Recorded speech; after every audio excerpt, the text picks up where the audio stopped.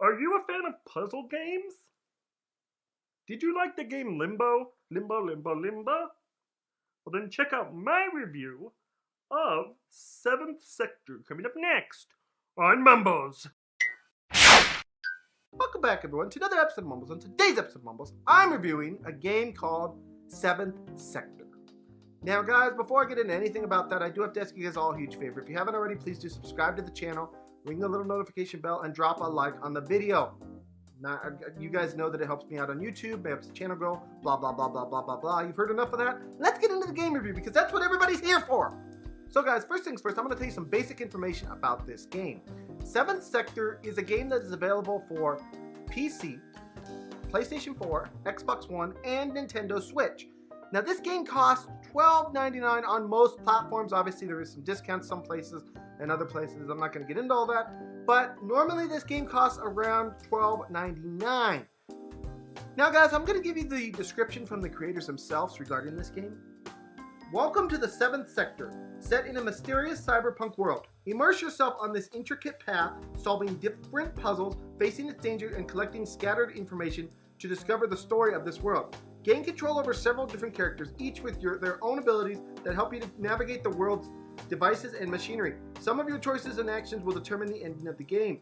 Features: atmospheric dystopic world, lots of varied and unique puzzles. Control several characters. Immersive soundtrack by Nobody's Nail Machine. Branching system with 4 different endings. So, guys, in my own words, this game is kind of Limbo-like in as much as it gives you a story in which you have to play as a character and then go through things and figure things out and solve puzzles in order to move on to the next section. So, can it achieve that hype? I'm about to tell you so you can find out. First, let's talk about the graphics, the soundtrack, and the controls. First off, the graphics in this game, quite simply, this game has solid graphics. The background looks great, everything looks great. Doesn't need to have the greatest graphics in the world, they're just very solid. Soundtrack-wise, I know they got Nobody's Nail Machine to do the soundtrack of this game, but I'm not the hugest fan of it. It's just kind of a whatever soundtrack to me, and for that reason, I'm gonna say that it leans more towards gaming elevator music, but that's just my personal opinion. Control-wise, this game actually controls really well. It's very simple to understand the controls, and they all work really good, so no complaints there regarding the controls. Now let's talk about the gameplay. In this game, you basically play as various things and have to solve various puzzles. Just like in Limbo, where you played as a little boy and had to solve various puzzles, in this game you play as certain things, whether it be robots or sparks, in which you're traveling through wires, or whatever it is you're playing as.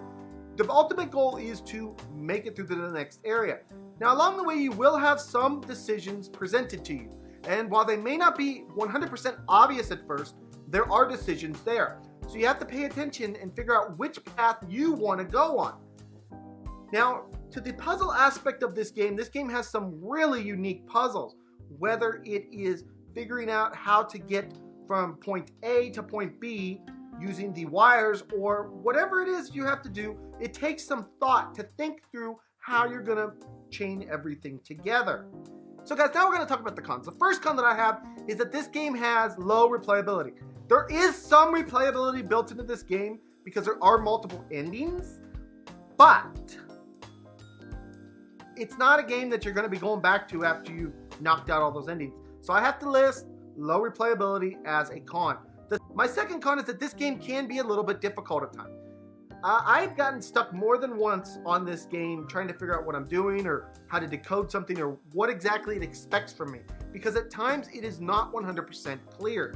There's a lot of trial and error to a game like this, and it's supposed to be that way, guys, but the thing is that it can be a little bit frustrating at times.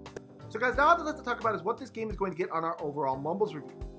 Guys, if you've watched the channel for any length of time, you know Mumbles loves a good puzzle game. He loves a good game with a good story. He loves a game that has adventure built into it. And guys, 7th Sector gave us exactly that. Gave us a good puzzle game. Now, granted, the story does not jump off the page at you right off the bat, but there is somewhat of a story there if you follow the game carefully. And it gives you an adventure. So you want to go on to the next thing. You want to figure out what's going on. You want to know why you're here. And they did a great job of making things mysterious and making the puzzles fun and making everything about this game really good. Guys, it's not a perfect game by any means, but it is really, really, really good. And it's for that reason, on today's Mumbles review, I'm giving 7th Sector a 8 out of 10. Guys, if you haven't already checked this game out, please do so. It's just now launching on PlayStation 4, Xbox One, and Nintendo Switch. Go check it out because you need to play this game.